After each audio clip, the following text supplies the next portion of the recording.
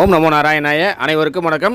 திருமலையில் ஆண்டுக்கு ஒரு முறை நடைபெறக்கூடிய புஷ்ப யாகம் பற்றி தான் ஃபுல் டீட்டெயில் பார்க்க போகிறோம். வீடியோவை ஸ்கிப் பண்ணாமல் முழுசாக பாருங்கள். திருமலை திருப்பதி கொத்த தகவல்களை உடனுக்குடனே தெரிஞ்சுக்க சாகிமா விலாக் வாட்ஸ்அப் சேனலில் ஜாயின் பண்ணிக்கங்க. டிஸ்கிரிப்ஷனில் லிங்க் இருக்கும். உலக நன்மைக்காகவும் செழிப்புக்காகவும் ஆண்டுக்கு ஒரு முறை நடைபெறக்கூடிய புஷ்ப யாகமானது திருமலையில் வரக்கூடிய அக்டோபர் 30 நடைபெறுது. அதற்கான டிக்கெட் புக்கிங் ஆனது வரக்கூடிய ஜூலை 22 செவ்வாய்க்கிழமை காலையில் 10 மணிக்கு ஓப்பன் ஆகுது.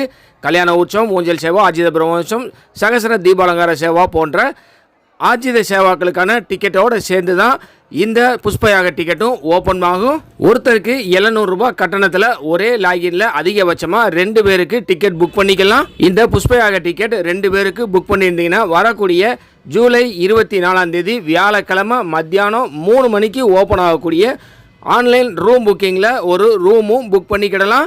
ஸ்ரீதேவி பூதேவி சமேத மலையப்ப சுவாமியை நாம் தங்கம், வைரம், வைடூரியம் சொல்லிட்டு பல்வேறு அலங்காரங்களில் பார்த்துருப்போம். பல டன் மலர்களால் அலங்காரம் பண்ணி பார்த்துருக்கோமா? அப்படி ஒரு வாய்ப்பு தான் இந்த புஷ்ப யாகத்தில் நமக்கு கிடைக்க போகுது. ஏன்னா டன் கணக்கான இலைகள் மற்றும் பல்வேறு விதமான மலர்களால் அபிஷேகம் செய்வாங்க. பார்க்கறதுக்கு அவ்வளோ பிரமிப்பாகவும் அழகாகவும் இருக்கும். ஒவ்வொரு வருஷமும் சலாக்காட்டில் பிரம்மோற்சவம், ஆண்டு பிரம்மோற்சவம்னு சொல்லக்கூடிய பிரம்மாண்டமான அந்த பிரம்மோற்சவம் முடிஞ்ச பின்னாடி வரக்கூடிய சிரவண நட்சத்திரம், தமிழில் சொன்னோம்னா திருவோண நட்சத்திரம், ஐப்பசி மாதத்தில் எப்போ வருதோ அப்போ தான் இந்த புஷ்ப யாகம் நடத்தப்படும். இந்த ஆண்டு வரக்கூடிய அக்டோபர் 30 சிரவண நட்சத்திரம்னு சொல்லக்கூடிய திருவோண நட்சத்திரம் வருது. அன்னைக்கு தான் திருமலையில் ஸ்ரீதேவி பூதேவி சமேத மலையப்ப சுவாமிக்கு புஷ்ப யாகம் நடத்துகிறாங்க.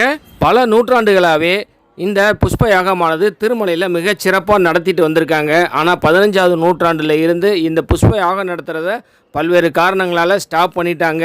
ஆனாலும் டிடிடி, அதாவது திருமலை திருப்பதி தேவஸ்தானம் அமைக்கப்பட்ட பின்னாடி 1980 டிடிடியோட ஆஸ்தான வித்வான் வேதாந்த ஜெகநாத ஆச்சாரியலுங்கிற ஒரு நபரால் 1980வது வருஷத்தில் இருந்து நவம்பர் 14 இருந்து இந்த புஷ்ப யாகம் ஒவ்வொரு ஆண்டும் திருமலையில் நடத்துகிறாங்க. தவனம், வில்வம், மருவம் போன்ற பல்வேறு இலைகளாலும் ரோஜா, முல்லை, மல்லி, அல்லி, தாளம்பூ, கனகாம்பரம், தாமரை, மனோரஞ்சிதம் போன்ற டன் கணக்கான கலரான பூக்களால் ஸ்ரீதேவி பூதேவி சமேத மலையப்ப சுவாமிக்கு அபிஷேகம் நடத்துவாங்க. இந்த புஷ்ப யாக டிக்கெட் நம்ம புக் பண்ணியிருந்தோம்னா வரக்கூடிய அக்டோபர் 30 காலையில் 7 மணிக்கெல்லாம் தெற்கு மாட வீதியில் இருக்கக்கூடிய சுபதம் என்ட்ரி பாயிண்ட்டுக்கு போயிடணும். அங்கேருந்து நம்மளுடைய டிக்கெட்டை ஒரு 4-5 இடத்துல செக் பண்ணுவாங்க. செக் பண்ணி செக்குன்னு சீல் வைப்பாங்க. ஒரு ஆஃபீஸர் சைன் பண்ணி கொடுப்பாரு. அந்த டிக்கெட்டை ரொம்ப பத்திரமாக நாம் வச்சுக்கிடணும். அது ஏங்கிறத நான் அடுத்தபடியாக சொல்கிறேன். ஒரு 8 மணி 8:30 மணிக்கெல்லாம் நாம் கல்யாண உற்சவ மண்டபத்துக்குள்ளே அலோவ் பண்ணப்படுவோம். உள்ளே போன உடனே டிக்கெட் புக் பண்ணது ஆண்களாக இருந்தால் ஒரு உத்திரியமும், டிக்கெட் புக் பண்ணது பெண்களாக இருந்தால் அவங்களுக்கு ஒரு ப்ளவுஸ் பிட்டும் கொடுத்துடுவாங்க. ட்ரெஸ் கோடை பொறுத்த வரைக்கும் டீசென்ட் ட்ரெஸ் கோடு தான். ரெகுலராக ஆர்ஜித சேவைகளுக்கு போகும்பொழுது 300 ரூபா தரிசன டிக்கெட்டுக்கு போகும்பொழுதும் என்ன ட்ரெஸ் கோடு ஃபாலோ பண்ணுவோமே அது ட்ரெஸ் கோடு தான். அதாவது ஆண்களாக இருந்தால் வேஷ்டி சட்டை அணியலாம். ஆனால் சேவை நடக்கும்போது ஷர்ட்டு பனியெல்லாம் கலட்ட சொல்லிடுவாங்க. பெண்களாக இருந்தால் சேரீ கட்டலாம், சுடிதார், அது துப்பட்டாவுடன் கூடிய சுடிதார் உடுத்தலாம். கல்யாண உற்சவ மண்டபத்தில் நாம் என்ட்ரான பின்னாடி காலையில் 9 மணிலேருந்து 10 மணி வரைக்கும் யாகம் நடைபெறும். அந்த யாகத்தில் நாம் கலந்துக்கிறது ரொம்ப ஒரு புண்ணியத்தையும் நல்ல ஒரு மன அமைதியையும் கொடுக்கும். அதிலிருந்து வரக்கூடிய அந்த புகையை சுவாசிக்கும் போது நம்ம உடம்பில் இருக்கக்கூடிய பல்வேறு நோய்கள் நீங்கும். அடுத்ததாக 10 மணியில் இருந்து 11 மணி வரைக்கும் ஸ்நாபன திருமஞ்சனம் நடைபெறும். பால், தயிர், இளநீர், சந்தனம் போன்ற பல்வேறு விதமான வாசனை திரவியங்களால் ஸ்நாபன திருமஞ்சனம் ஸ்ரீதேவி பூதேவி சமேத மலையப்ப சுவாமிக்கு நடத்துவாங்க. 11 மணியை போல் ஹாரத்தி காட்டுவாங்க. அந்த ஹாரத்தியை தொட்டுட்டு நாம் வெளியில் வந்து மற்ற பக்தர்களோடு சேர்ந்து மூலவர் பெருமாளை ஜெயன் விஜயன் வரைக்கும் போய் தரிசனம் பண்ணிவிட்டு ஒரு 11:30 மணிக்கெல்லாம் நம்ம வெளியில் வந்துடலாம். நம்ம வெளியில் வரும்பொழுது பல்வேறு கூடைகளில் பல்வேறு நிறங்களில் இருக்கக்கூடிய மலர்களையும் இலைகளையும் ஊர்வலமாக எடுத்துகிட்டு வருவாங்க. இது வந்து ஸ்ரீவாரி சேவாசதன் பின்னாடி இருந்து தான் இந்த ஊர்வலம் நடைபெறும். ஒருவேளை நாம் இந்த சேவா டிக்கெட் புக் பண்ணாட்டினா கூட அந்த நேரத்தில் நீங்கள் சேவா சதன் பின்னாடி இருக்கக்கூடிய அந்த பூக்கட்டும் இடத்துல போய் இருந்தீங்கன்னா இல்லை அந்த சேவா சதனில் இருந்து கோவிலுக்கு வரக்கூடிய பாதையில் இருந்தீங்கனாலும் இந்த ஊர்வலத்தை பார்க்க முடியும். ஏன்னா ஸ்ரீவாரி சேவா மட்டுமே 250-300 பேர் இருப்பாங்க. அது இல்லாமல் டோனர்ஸு முக்கியஸ்தர்கள்லாம் இருப்பாங்க. எல்லாருமே ஆளுக்கு ஒரு கூடையில் பூக்களையும் இலைகளையும் சுமந்துட்டு வருவாங்க. அதை பார்க்குறதுக்கு ரொம்ப அழகாகவே இருக்கும். ஆனால் இந்த டிக்கெட் புக் பண்ணவங்க வெளியில் நின்று ரொம்ப நேரம் பார்த்துட்டு இருக்க முடியாது. ஏன்னா 11:30 மணிக்கு தரிசனம் முடிச்சுட்டு வெளியில் வந்தோம்னா 12:30 மணிக்கு மறுபடியும் நம்ம சுபதம் என்ட்ரி பாயிண்டில் போய் ரிப்போர்ட் பண்ண வேண்டியிருக்கும். அப்போ இடையில சாப்பிட்றதுக்கு என்ன பண்ணுறதுன்னு ஒரு யோசனை வரும்.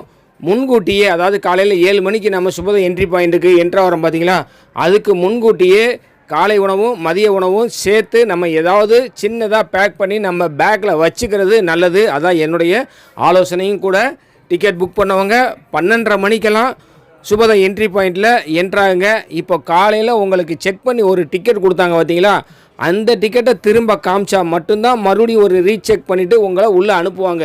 ஒருவேளை அந்த டிக்கெட்டை நீங்கள் மிஸ் பண்ணிட்டீங்கன்னா அவங்களுக்கு சொல்லி புரிய வச்சு மறுபடியும் உங்கள் டிக்கெட்டை ஸ்கேன் பண்ணி அந்த ப்ராசஸிங்லாம் முடிகிறதுக்கு லேட் ஆகும். ஸோ கவனமாக காலையில் நீங்கள் ஸ்கேன் பண்ண டிக்கெட்டை பத்திரமா வச்சுக்கோங்க.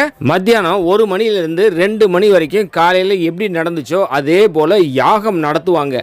அதற்கடுத்ததாக 2 மணிலேருந்து 4 மணி வரைக்கும் விழாவின் முக்கிய நிகழ்வான புஷ்ப யாகம் நடத்துவாங்க. ஸ்ரீதேவி பூதேவி சமேத மலையப்ப சுவாமிக்கு முதல்ல நான் சொன்ன இலைகளால் அர்ச்சனை பண்ணுவாங்க. அந்த இலைகளை அப்படியே டன் கணக்கில் கூடையில் கொட்டுவாங்க. ஒருத்தர் வெள்ளி தட்டு அப்படியே பிடிச்சிட்ருக்க மற்ற ஆச்சாரியர்கள்லாம் அந்த தட்டில் கொட்டுவாங்க பூக்களை, அந்த இலைகளை. அடுத்ததாக பூக்களை கொட்ட கொட்ட கொட்ட அப்படியே அந்த பெருமாள் மேலேயும் தாயார் மேலேயும் உழுகும்.